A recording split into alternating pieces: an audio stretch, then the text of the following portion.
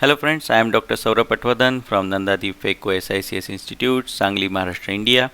And in this particular video, I am going to demonstrate a interesting case, steamy cornea on table and extremely shallow AC, high IOP, and how to tackle such situations. So let's see, the surgeon starts the surgery and oops, the cornea is all hazy, it's all steamed up. So why it happened? Let's see, 5 days before. The patient came with reduced vision in the left eye, grade 4 cataract, not intumescent, IOP of 8 mmHg, but very shallow anterior chamber, just 1.66 millimeter. Now the primary ophthalmologist missed this red flag and asked the patient to get dilated and for the retina checkup. Right eye was already operated 2 months back earlier elsewhere and was left aphakic due to intraoperative complication. That was another red flag. So clearly the primary ophthalmologist missed these red flags, and this was definitely a high risk for developing acute angle closure attack post dilatation, and it was missed. And as expected, the patient came a day later with pain in the eye, vision, hand movements, IOP of 53 millimeters of mercury, and the patient was in acute angle closure attack. So IOP reducing medication IV mannitol was started, advised immediate surgery after IOP control, and patient was discharged after IOP control for the planned surgery next day, but due to some reasons patient returned after 3 days for the surgery and the patient was again dilated preoperatively. So that's how on table the surgeon is going to see the patient's eye. Now there is a state of confusion in surgeon's mind because cornea is hazy, the eye is a little bit hard, but the surgeon says I have already made an incision, so let me try. But it makes things worse. IOP starts increasing further as the dye and air is pushed in the anterior chamber. Surgeon is trying to flush out the dye again. The IOP is rising, not looking good. The eye is becoming rock hard. Now surgeon needs to think here. Iris can prolapse anytime now as the IOP is rising. But still surgeon tries to trying to think here what to do and trying to push some OVD to form the anterior chamber and just see if the surgeon can go ahead.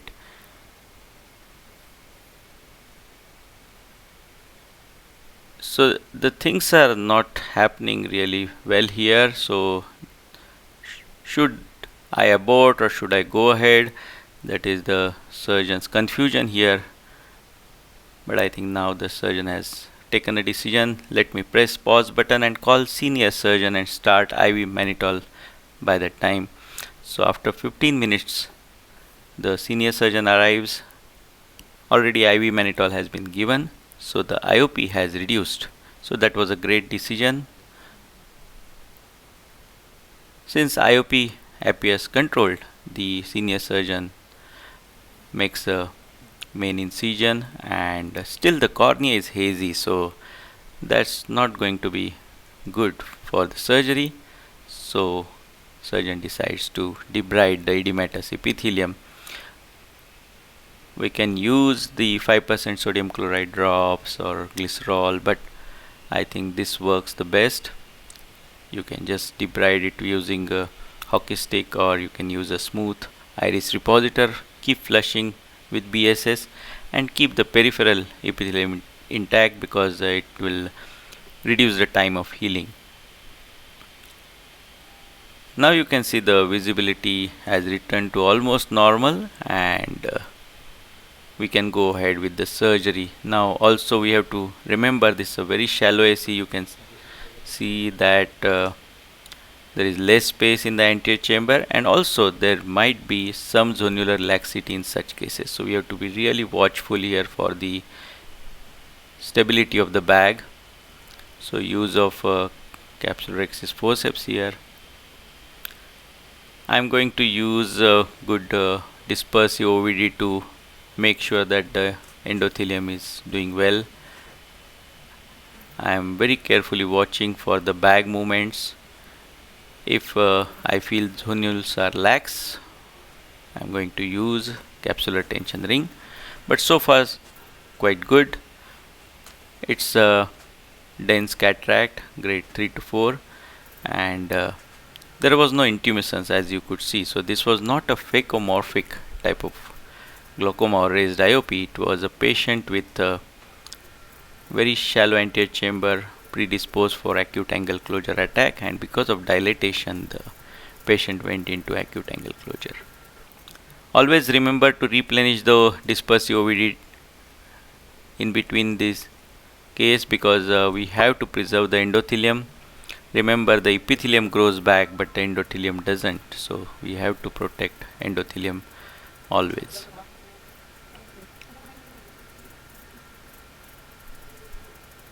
So the surgery went, I would say, quite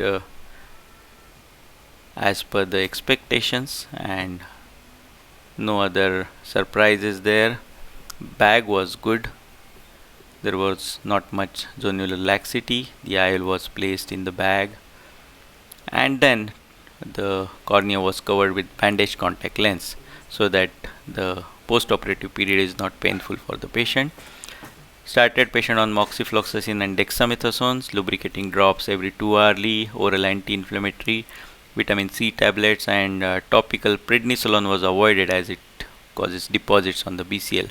After 7 days, vision in the left eye was 6/12, IOP well controlled without any anti-glaucoma, epithelium healed, BCL was removed, and after 1 month, patient gained 6/9 vision, well controlled IOP without any anti-glaucoma agents.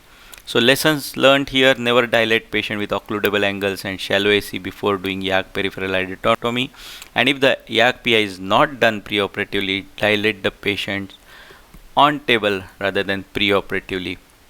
Always watch for these red flags in the preoperative examination. Never miss these findings because it is going to cause a lot of trouble intraoperatively otherwise. For more such teaching videos, do subscribe to my YouTube channel. You can also see my live surgeries on this YouTube channel, and also like our Facebook page phacotraining.org.in, and visit our website phacotraining.org.in. Thank you so much.